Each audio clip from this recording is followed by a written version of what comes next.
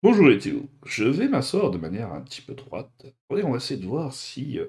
il paraît que la posture, en fait, et la manière de parler nous permet de juger une personne, voire même de posséder une personne.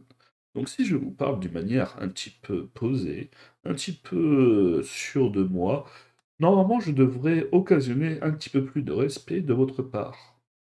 Et donc, étant donné que maintenant je suis dans une position qui me permet d'avoir votre respect et votre obéissance, puisque je montre une certaine droiture qui pourrait vous effrayer et vous rabaisser face à ma personne, je vais vous demander donc de partager ma vidéo, de liker celle-ci et de vous abonner, bien entendu. Et n'oubliez pas de m'obéir, car j'ai la posture. Alors, maintenant que je vais pouvoir me décontracter en toute simplicité, sachant que, bon, et se tenir droit, ça fait mal, hein, quand même. Pas trop ça, moi. Voilà, IA. Farfoula, comme on dit. Dans un mot d'arabe, chaque série de vidéos, ça va être marrant. Et ben non, nous allons vous parler de manga, tout simplement, du plus simple appareil, avec My Hero Academia, tome 32. Et le tome 32, bah, nous basculons dans la Dark Crisis du héros, d'ailleurs. Dark Crisis du héros. Il faut toujours un moment comme ça, de toute façon, où le super-héros se remet en question. C'est là où tu vois que l'auteur, quand même, connaît bien son récit, connaît bien les récits de super-héros, tout en leur apportant un petit côté manga, on va pas se mentir. Après, de toute façon, ça fait depuis déjà quelques tomes, depuis l'arc où les méchants s'entraînent, que le récit ne se perd plus en filer de School Life et est beaucoup plus agréable à lire. Donc ça va toujours à 100 à l'heure, c'est beaucoup plus intéressant. Par contre, donc sur ce récit, bon après peut-être que ça va changer, mais on nous introduit un nouveau personnage qui se veut assez intéressant. Mais l'auteur, c'est pas du Togashi.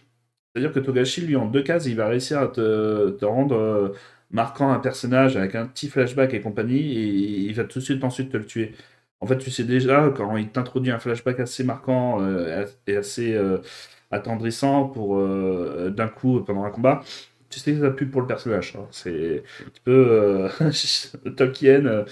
Il est assez cruel, Togashi, de temps en temps pour ses personnages pour alourdir le récit. Et là, il a essayé de faire ça, l'auteur de My Hero Academia, pour ce nouveau personnage qui est introduit et qui va combattre notre héros qui est dans une période de doute, de croyance envers justement tout ce qui faisait pour lui les super-héros, tout ce en quoi il croyait, en quoi il était fan.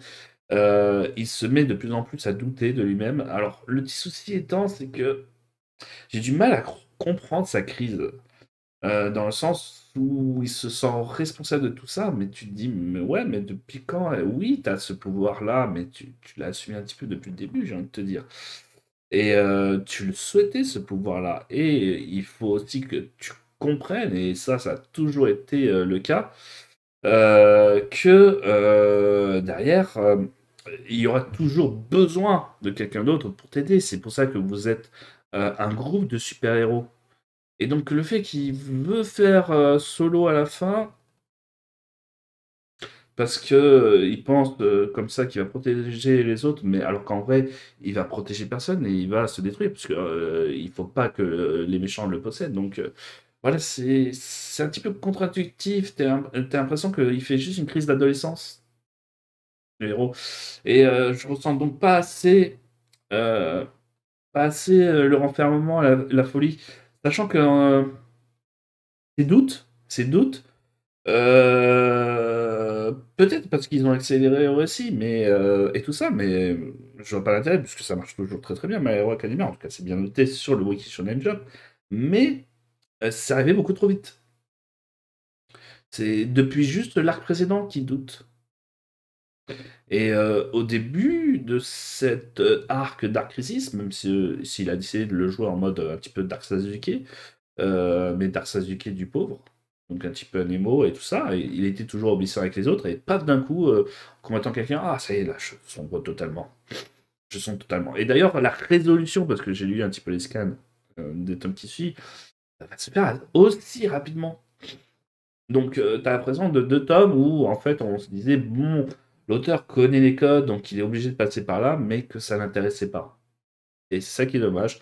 Parce que cette période-là aurait pu être vraiment pas mal et être une masterclass. J'ai vu d'ailleurs que sur Twitter, les scans de ce tome-là étaient considérés comme des masterclass. Et j'avais lu vite fait un petit peu un chapitre par-ci, par-là. Et donc j'arrivais pas à m'immiscer sur le truc. Là, je lis le tome dans sa totalité avec toutes les informations. Et là aussi, je ne comprends pas la masterclass. Que ça suit une certaine logique. Mais de manière un petit peu trop rapide pour que on s'immisce dans les doutes du personnage. On les trouve trop faibles, trop légères, en fait. Ils passent trop d'un blanc-noir d'un coup. Et c'est beaucoup trop peu subtil, trop peu travaillé pour qu'on trouve ça marquant. Personnellement, en tout cas, c'est mon avis. Après, par contre, je vais pas critiquer, les dessins sont toujours magnifiques. Les scènes d'action sont toujours magnifiques. L'histoire, même si va beaucoup trop vite, reste quand même intéressante.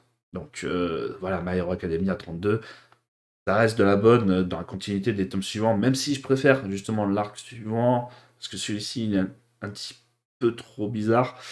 Voilà, et enfin, comme je l'ai dit, il est un petit peu trop speedé sur notre héros, et donc on n'y croit pas trop à son changement, à ses doutes.